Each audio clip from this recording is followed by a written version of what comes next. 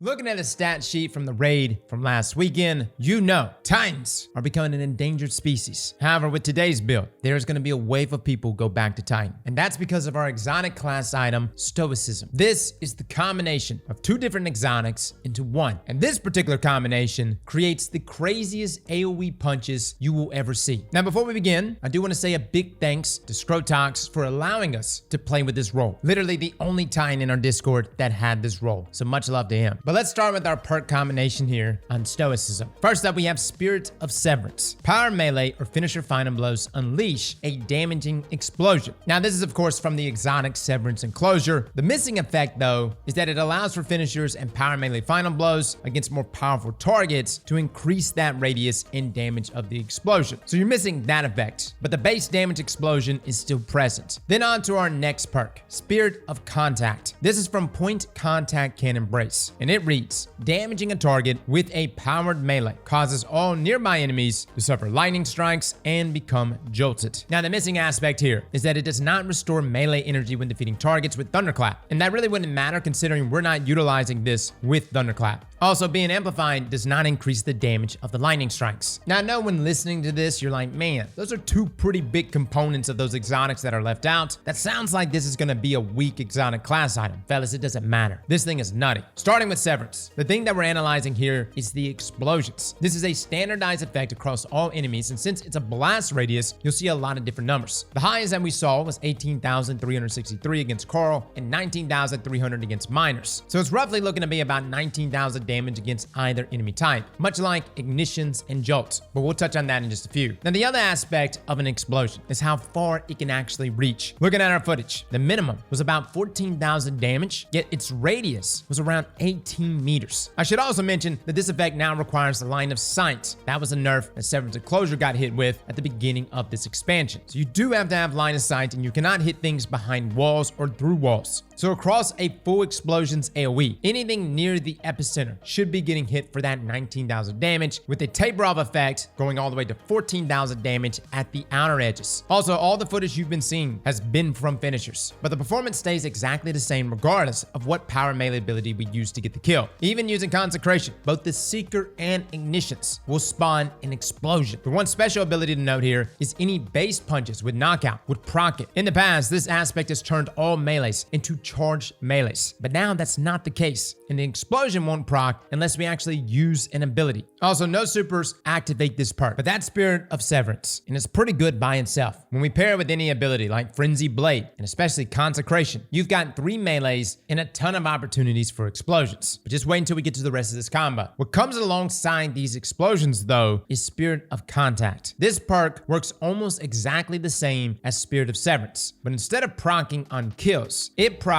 off of any power melee hits. Again, reading its description, damaging a target with a powered melee causes all nearby enemies to suffer lightning strikes and become jolted. And you can see it here activating on all the same melees that Severance did. It works with normal melees like Frenzy Blade, it works with ranged melees like our shield throw and our throwing hammer, and it will also proc on any part of the Consecration ability. That's right, guys, any part, the initial and the slam. The Spirit of Contact also holds the same restrictions on knockout, requiring an actual melee ability to be spent. As for the effects of the jolting lightning strikes, it's an instant application of jolt to every enemy within that rough 18-meter range. Again, similar to Severance. However, this can go through walls. Now, the damage you can expect here was around 14,967, as we see here on Coral, with these two numbers added together. And then if the jolt is procced again on the same enemy, we get a nice tick for 9,656 damage. Now remember, this is happening to every single enemy that's near you, regardless of what's in between your target and them. Honestly, the range and ease of use of this specific perk is so crazy that it felt like the old Doom Marchers back inside of PvP. I had said when breaking down Spirit of Severance that it felt pretty good, but honestly, it's Spirit of Contact that's taking it to that next level. Now, this may lead you to the question, why use Severance if Contact does it better? It's a fair point. I mean, even on my own account, I have Spirit of the Assassin and Spirit of Contact, and it is a very good combination. As for Titans, we don't have the luxury of going invisible between our melee hits, and invisibility is really nice, especially in in-game. But also as a Titan, why would we not want more kabloomies? Severance gives us more kabloomies alongside Contact. The beauty of this combination is that they're both working towards the same goal. Contact is doing massive AoE jolt damage, and when you start dealing damage with your melee, then Severance is doubling that damage whenever you're getting melee kills. Each of these work in tandem to essentially just keep that AoE damage rolling. The ability sequence that I landed on that utilized this the best was Frenzy Blade and Consecration. This gave us 3 melee charges, allowing us to spam melees, whether there was the Frenzy Blade melee itself or the slam from our Consecration. You can go back and forth between the two of them. But I will say the initial seeker from Consecration is enough on its own to wipe a room. Because it applies the jolt effect from Contact immediately, you could be in a situation where you only burn half your melee. Like if you do the uppercut attack and it pushes that wave out and wipes everything, fellas, don't follow up the slam. You're good.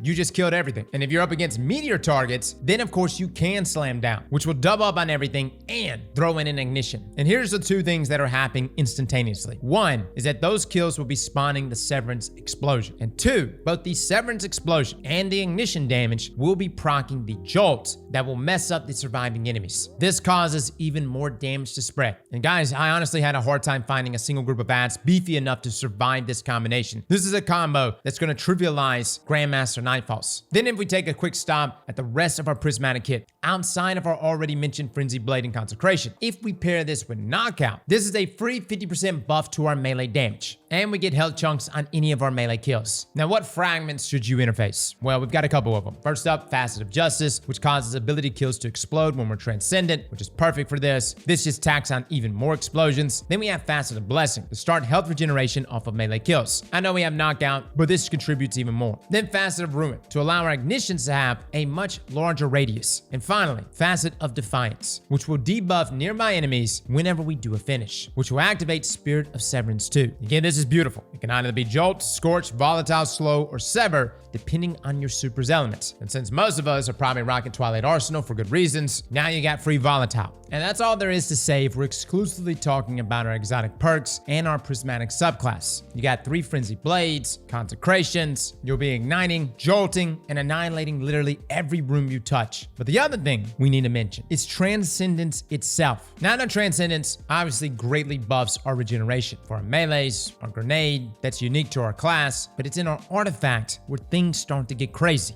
You see, the artifact tops off this exotic combo even more, namely Galvanic Armor, Shield Crush, and Transference. You see, Galvanic Armor gives us damage resist when amplified, and that's an easy ask, as getting kills with Spirit of Contact's Jolt will make us amplify. This is perfect for closing the gap needed to make this combination work. The other artifact mods will actually be a way we can increase our damage. Shield Crush states that while we have Woven Mail, Frost Armor, or a Void Overshield, your melee recharges faster and deals increased damage. And while you're amplifying a Radiant, your grenades recharge faster and deal increased damage. Now, what we're looking for is that increased melee damage. And we can see it here on Carl. Our damage increases from 27,444 with no buffs to 34,305 damage when we have Woven Mail. This is a 25% increase in damage, guys. And for Consecration, our normal slam deals a total of 96,216 damage, which with Shield Crush active will increase our damage on the wave. Unfortunately, it doesn't increase our ignition damage, but it gives us a total of 105,006 damage. This is a 9% increase over base with diminishing returns since ignition doesn't scale.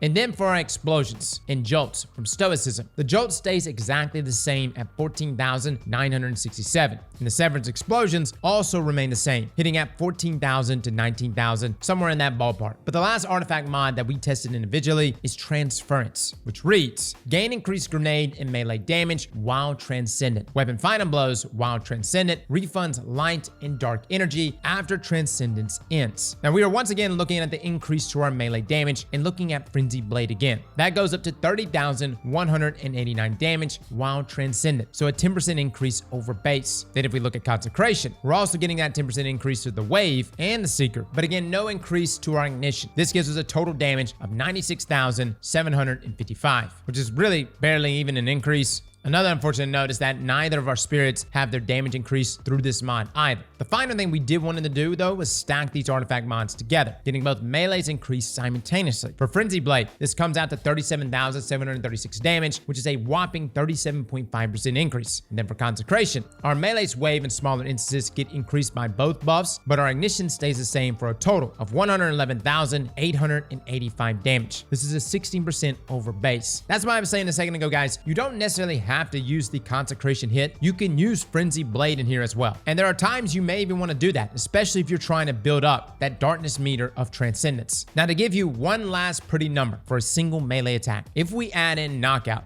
and the jolt damage applied on hit on top of everything we just went over, for Frenzy Blade, we are hitting 71,570 damage. This is a 106 increase in our damage compared to our standard attack. And for a full Consecration Slam, we're dealing 164,690 damage. Again, this is a whopping 56% increase over base. That's really good damage here, guys. And in the process, it's clearing everything around it. I know yesterday we did a video on Spirit of Caliban and Spirit of Liar's Handshake, and yes, that's a very good combo. But I would argue and say this is just as powerful, primarily because of the range effect that you have with Consecration. You could do a lot of these moves while still being at range with your enemies. And as long as you make contact, things are going to happen. You're going to hit them with the attack itself. Jolt's going to be spreading around everywhere. If it kills anything, Severance is going to go off. And in the process, you could do your overhead slam of Consecration and throw in some ignition damage as well, which will double proc everything all over. So where Liar's Handshake and Caliban is really, really good for getting up close to your enemies and taking down those high health targets, this is just fantastic ranged melees over and over. And when you start interfacing that with Transcendence and refreshing all of those abilities back to back and getting all those damage buffs,